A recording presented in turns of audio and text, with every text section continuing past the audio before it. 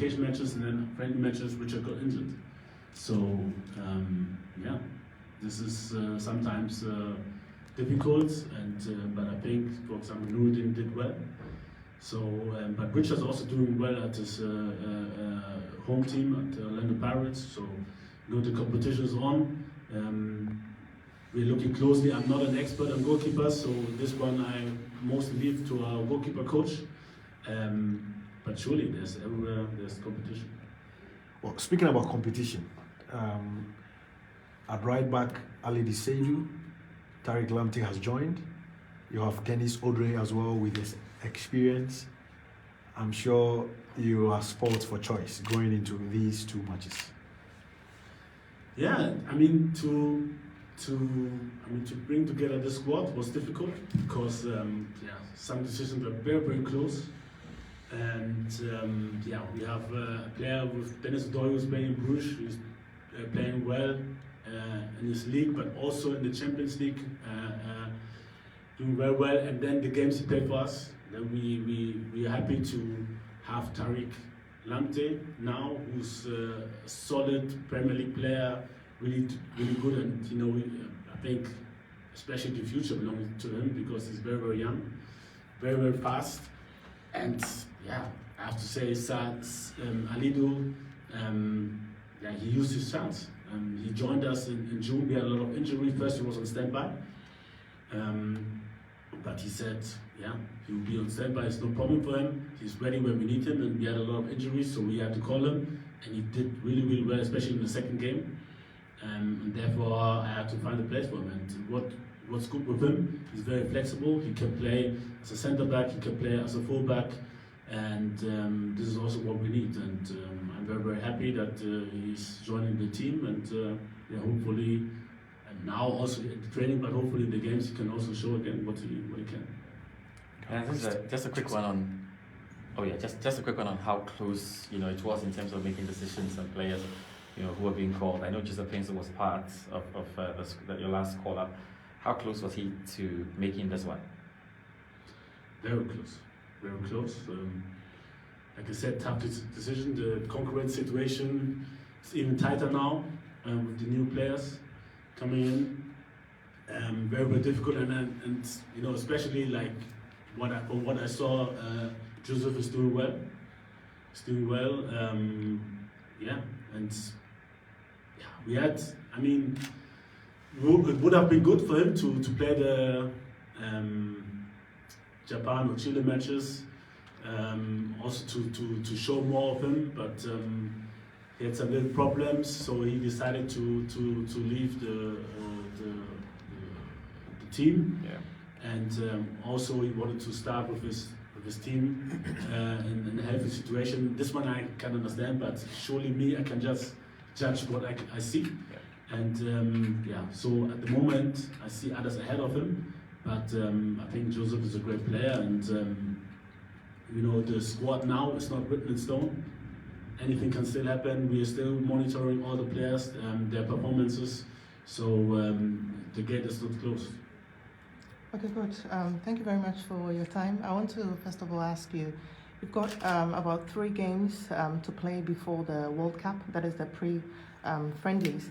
What's the approach like for you and the team starting tomorrow? What will be the approach in these friendly matches that you're going to play? That is the first question. The second question I want to ask, with the team that we are seeing now and with the ones you have just these 2 games before you name your squad for the World Cup, are we going to see any major changes, or this is a reflection of what we are going to see at the World Cup? And the last question I'm going to ask you, people are getting excited. I'm sure maybe you've also seen or read it somewhere. Kudus has been used as false 9 for his club, and so many people are getting excited in Ghana. They are like, okay, is Coach Otto going to try him, or is he even thinking about trying him as false 9 for Ghana? Has it crossed your mind yet? Okay, first one was the approach. So the approach to play games, friendly games, is always to get the connection between the players. For the players also because everybody's obviously coming from different clubs, different styles of play, different ideas. And for us, it's very important to link up as a team. So we have to find the connections, we have to get to know each other. Then also the players have to know what kind of plans we have for each game. And yeah, it's very, very important for us, especially also with the new players, to get familiar with each other on the pitch, but also off the pitch, to build a team. And these matches are perfect for us, just to build these relationships, also to build these links on the pitch, and then also for us, as I said before, to get answers on our questions we have, because we don't know how this guy will play this system, how this guy will play in pre-chain or 4-chain, or what's better for him. So it's very, very good for us. And then also on a high level, like tomorrow, to see how people can cope with that. And the second question was what again? Well, the team, are we going to see, because there's just this friendlies before you name your squad, are we going to see major changes, or there's a reflection of what we're going to see? I don't know, because it's the performance which decides. You know, it could be that somebody performs very, very bad, and then we have to think about should we replace him with somebody else, or somebody else is doing very well at his club the next month, and like I said, the door is still open, so nothing is written in stone. I think the major players are here, but surely anything can happen, and could be that there's one or two or three players who can still join the team, and this one I don't know. It's the performances of each and every player which decides how the team is being changed. And the last question on Kudus. Kudus, yeah. I think he has more possibilities to play several positions. We had this idea even before. I used him as a false nine, but we always also have very, very good strikers, and it depends on the games. It could be an option, but yeah, it could be an option. But it's, for me also as a coach, surely it's difficult to talk about tactics before the match, and so I would never say anything like he will play there or he won't play there or whatever, because it depends on the match. And then even if I know, surely I can't explain my tactic before the match. Okay. Captain. Okay. Andre, good to see you. Just a quick thought from you and the team. I've seen so many pictures. I've seen during training sessions, the players are smiling, all laughter here and there, and you as well.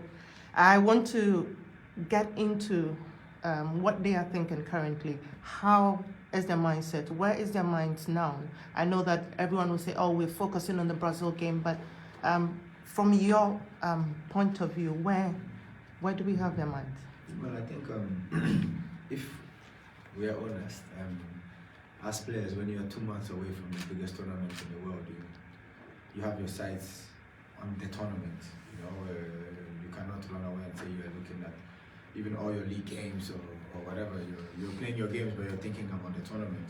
That's normal. But as professionals, as players who need to always progress and be ready for that, we can only think about the next game coming. The next game is tomorrow, and from what I feel, you know, the players are good. Camp is nice, and there's a lot of joy, laughter, determination. As I said, it's a big one. If there was a harder game than this one, I don't think at this moment currently exists. So it's a really good test for us to really, you know, play with the best, fight, show what we can do with and without the ball, follow the coach's tactics, as he said, trying different things, etc., etc. We follow, we move on, we believe in what's coming. So no, we are fully focused and, you know, ready for the battle.